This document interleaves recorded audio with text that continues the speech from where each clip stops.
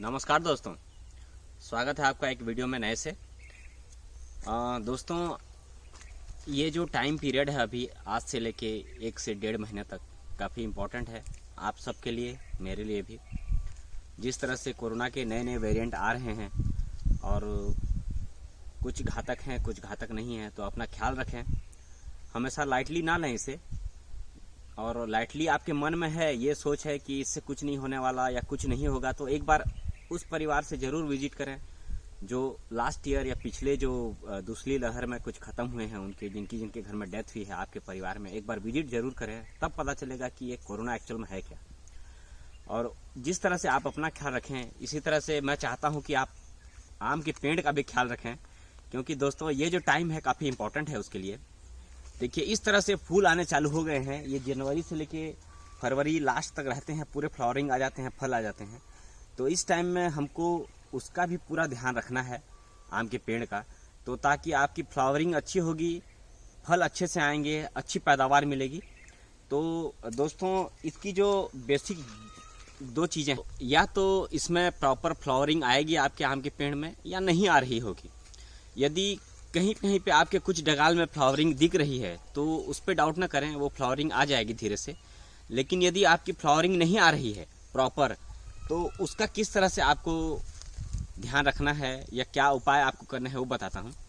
Flowering नहीं आ रही है तो सबसे बेसिक जो उपाय है वो है, आप उम्र के हिसाब से इसकी जो खाद है आपको देनी है आम के पेड़ को, वो खाद आधी मात्रा में आप इसको डाला बनाएं नीचे, और डाले में खाद को डालें उसके तने के ऊपर सराउंडिंग में, और सिंचाई करें। सिंचाई आपको 2 ही बार करनी है और हल्की सिंचाई करनी है 15-15 दिन के अंतराल में। तो वो करके देखें।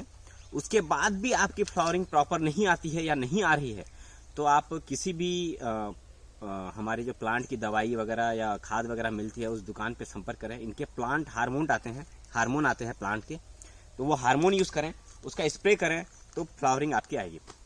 और यह जैसा कि देख रहे हैं आप, इसमें फ्लावरिंग आ गई है, आ रही है।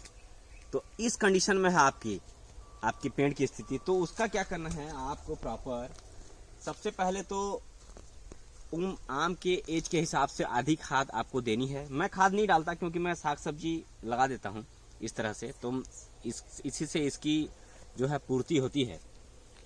और यदि आप खाद डाल चुके हैं, आधी खाद आपको डालनी है, आधी मात्रा में, एज के हिसाब से जो मात्रा होती है उसका आधा।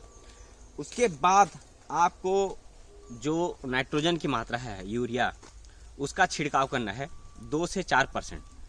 2 से 4% में मैं 3% मान के चलता हूँ। 3% का मतलब होता है 1 लीटर पानी में आपको 3 ग्राम यूरिया। तो आप देख लीजिए कितना लीटर पानी स्प्रे करते हैं, उसको आप 3% के हिसाब से डिवाइड करें और पूरा स्प्रे करें। स्प्रे तब करना है आपको जब आपकी फूल प्रॉपर आ चुकी है, जैसे ये तो दोस्तों, स्प्रे तब करना है आपको जब पूरा फ्लावरिंग हो चुकी हो। स्टार्टिंग में आपको करनी नहीं है, पूरा फ्लावरिंग आ जाए तब करना है। और दूसरा जो तरीका है, यदि फूल आपका चालू हो रहा है आना, तो आपको सिंचाई करनी ही नहीं है। जैसे हल्के हल्के आपके पेड़ में दिखेंगे, कहीं कहीं फ्लावरिंग आ रही है, एक एक आपको दाना दिखना चालू हो जाएगा, तो आपको सिंचाई करनी ही नहीं है। सिंचाई तब तक नहीं करनी है जब तक ये फूल प्रॉपर फ्लावरिंग ना आके इसके फल मटर के दाने के हिसाब से ना हो जाए। मटर के दाने के आकार के होने चाहिए इसके फल, तब आप इसकी दोबारा सिंचाई करें और आधी खाद डालें। तो अभी जो प्राइमरी कंडीशन है, आपको स्प्रे करना है 3% यूरिया, और उसके पहले आधी खाद डालनी है, वो भी हल्की सिंचाई के साथ। और जैसे ही आपकी फ्लावरिंग आती है तो आपको सिंचाई बंद करनी है और 3% यूरिया इसको स्प्रे करना है। तो बाय द वे दोस्तों, यदि आपके आम के पेड़ में कहीं कुछ प्रॉब्लम है या उसमें कुछ कीड़े दिख रहे हैं या कहीं कुछ है, तो भी आप ये टाइम में, जब फ्लावरिंग के टाइम में आपको किसी भी तरह की रासायनिक दवाई का छिड़काव करना ही नहीं है। तो बिल्कुल ये चीज़ आप हमेशा अपने मन में गांठ बांध लें। खासकर जनवरी और फरवरी के महीने में आपको बिल्कुल किसी भी तरह का कोई भी प्रकार का आपको रासायनिक दवाई का छिड़काव करना ही नहीं है, जब तक कि प्रॉपर फ्लावरिंग जब स्टार्टिंग होती है और जब तक प्रॉपर फ्लावरिंग ना हो जाए, तब तक आपको ये स्प्रे करना ही नहीं है। क्योंकि ये क्या है दोस्तों, फ्लावरिंग जो है वो परागकण के हिसाब से होती है। तो यदि आप इसमें स्प्रे करेंगे केमिकल या किसी तरह का, तो जो छोटे छोटे कीट पतंगे हैं जो मददगार होते हैं परागण में, उनका आना बंद हो जाएगा और उसमें प्रभावित होती है। तो बिल्कुल ये चीज़ बिल्कुल किसी भी तरह के फ्रूट वाले आइटम में ये काम ना करें। एक चीज़ ये है, यदि आप साग भाजी का खेती करते हैं, मिर्ची विर्ची का, तो आप स्प्रे कर सकते हैं, उनका एक अलग रहता है। तो जो बेसिक मैंने बताया था आपको, फूल नहीं आ रहे हैं या अभी तक नहीं आए हैं, तो आप खाद के साथ प्लांट हार्मोन वगैरह का उपाय करें। और स्टार्टिंग हो रही है आपकी फ्लावरिंग, तो फ्लावरिंग होने के बाद सबसे पहला तो इरिगेशन बंद करें, सिंचाई करना नहीं है। और 2 नंबर आपको यूरिया का छिड़काव करना है। इसके बाद भी यदि आपको रिजल्ट नहीं दिखता प्रॉपर, ये एक बेसिक और कारगर उपाय है जो मैंने यूरिया का बताया है, उसके बाद भी यदि ये इफेक्टिव नहीं होता या आपको नहीं लगता है कि प्रॉपर फ्लावरिंग जिस हिसाब से आनी चाहिए नहीं आ रही हैं, तो एक हार्मोन आता है 240 करके, जिसका 10 ppm की सांद्रता रहती है, 240 10 ppm। वो आप बताएंगे किसी भी पेस्टिसाइड वाले को या रासायनिक दवाई वाले को, तो देंगे, उसका छिड़काव करें तो प्रॉपर फ्लावरिंग आ जाएगी। इसके बाद दोस्तों रासायनिक जो बाकी बचे खाद हैं, वो मटर के दाने, जब आपके फल इस तरह के जो डंठल में आपके फल जब लगेगा, ये मटर के दाने के आकार के हो जाएं आम, तब आपको बाकी सिंचाई और बाकी जो आधी खाद है वो आपको कंटिन्यू करनी पड़ेगी।